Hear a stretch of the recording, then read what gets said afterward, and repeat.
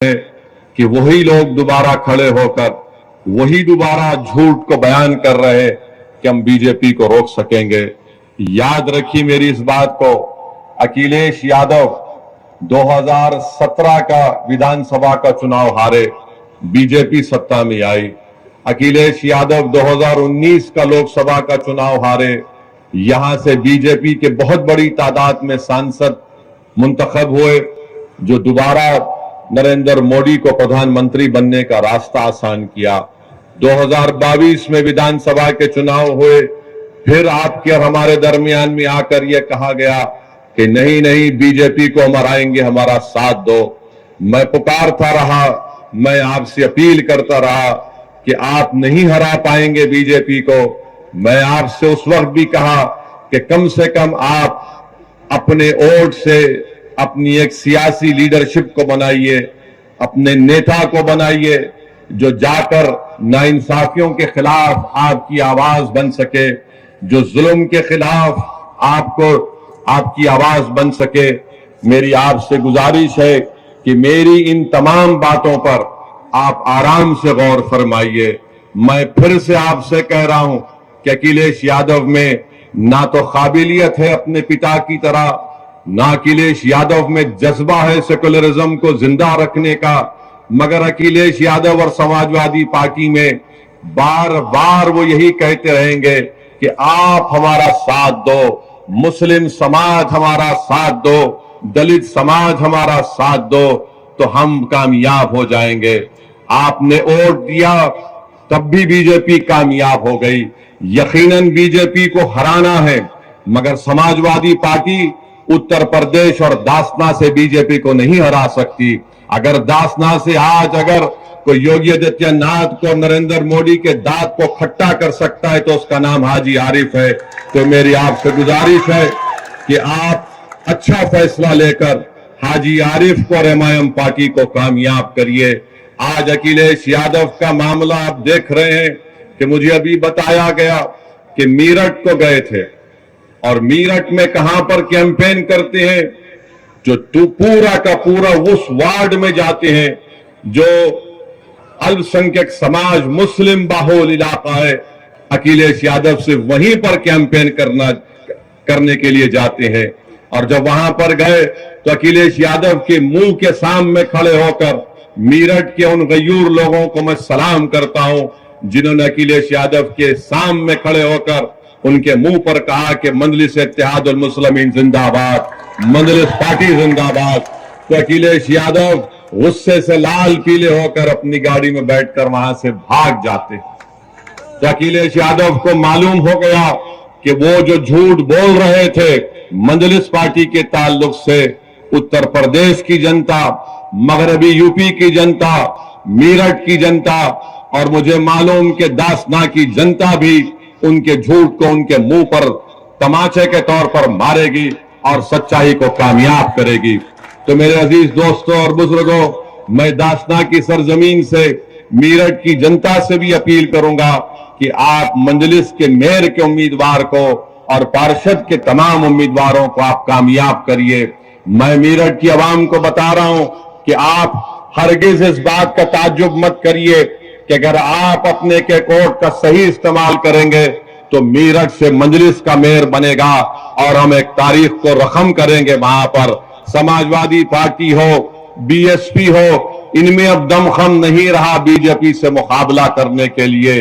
आज अखिलेश यादव 2024 के लोकसभा के चुनाव के लिए कभी हमारे तेलंगाना के मुख्यमंत्री के साथ बगल में बैठ जाते हैं, तो कभी बंगाल में ममता बनर्जी के पैरों के पास बैठ जाते हैं, तो कभी नीतीश कुमार के सामने अपना सर झुका देते हैं। अरे याद रखो, 2024 में अगर बीजेपी को हराना है तो तुमको बीजेपी को उसकी हिंदुत्व आइडियोलॉजी पर हराना पड़ेगा। अगर अपोजिशन के लीडर मिल जाएंगे इससे कुछ फायदा नहीं होगा। फायदा उस वक्त होगा जब यूपी की जनता को बीजेपी के खिलाफ खड़ा कर दिया जाए और उनसे कहा जाए कि बीजेपी आपको नौकरी देने में नाकाम साबित हुई है, बीजेपी नौजवानों का मुकद्दर बेरोजगार बनाकर रखती है। जब हम यूपी की और भारत की जनता को ये बात समझाने में कामयाब हो जाएंगे कि नरेंद्र मोदी प्रधानमंत्री जरूर बन गए मगर महंगाई को रोक नहीं सके। आज गरीबी बढ़ रही है, बेरोजगारी बढ़ रही है, आज जनता के पास पैसे नहीं है अगर उनके बच्चों को स्कूल में तालीम दिलाने के लिए। आज गरीब इतना परेशान है करके घर में अगर कोई बीमार पड़ जाता है तो उसको कर्जे लेकर अपने दोस्त या अपने रिश्तेदारों का इलाज करना पड़ता है। ये सब के सब जिम्मेदार बीजेपी के प्रधानमंत्री, देश के प्रधानमंत्री और उत्तर प्रदेश के मुख्यमंत्री का मामला रहा है। आज अब उत्तर प्रदेश के मुख्यमंत्री से पूछिए कि आपने उत्तर प्रदेश में क्या विकास किया, तो बोलेंगे मैंने बुलडोजर मासूम लोगों के घर पर चढ़ा दिए। उनसे आप पूछिए कि तुमने कौन सा विकास किया, तो बोलेंगे मैंने माफिया को खत्म कर दिया।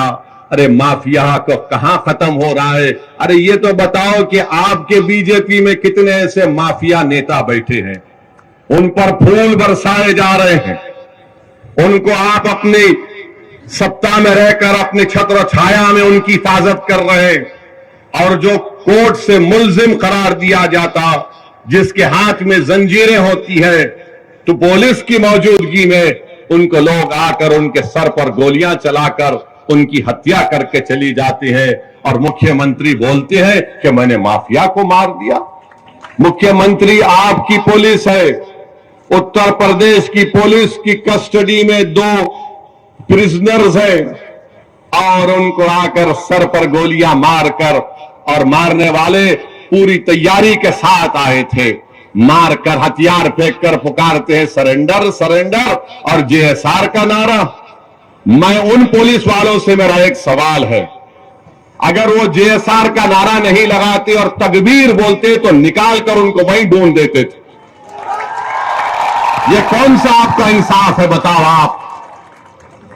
और मुख्यमंत्री बोलते गोली का जवाब गोली से देंगे, तो वहां पर क्या हो रहा था? गोली का जवाब जबान से भी नहीं दे पा रहे थे। आपकी कस्टडी में किसी की हत्या हो जाती, छोड़ दिए थोड़ी देर के लिए, उन मुल्जिमिन का नाम अतीक और अशरफ था, मगर आपकी कस्टडी में थे, आपने उनको नहीं बचा पाए और आप बड़े बड़े बुलंद बांग दावे कर रहे हैं हम ऐसा कर देंगे।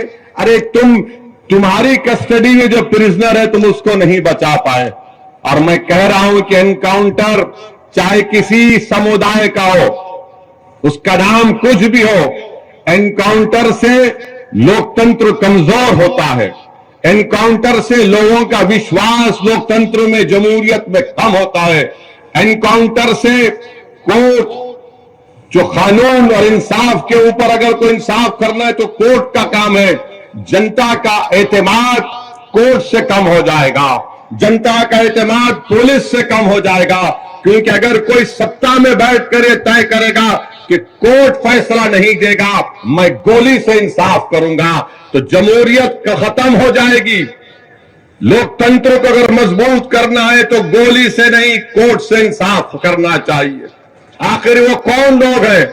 मैं फिर से पूछ रहा हूं उत्तर प्रदेश के मुख्यमंत्री से कि जिन लोगों ने इलाहाबाद की सरजमीन पर उन दोनों को गोली मारी, आखिर वो कौन लोग हैं कि उनके एक जो जिसने गोली मारी उसके घर पर झोपड़ी में रहती है उसकी मां, आखिर कैसे उसके पास 8-8 लाख के 2 वेपन आए, 16 लाख के? क्या इनको पैसा पाकिस्तान से आया? योगी आदित्यनाथ बताओ हमको, क्या आईएसआई ने उनको पैसा दिया था? क्या ये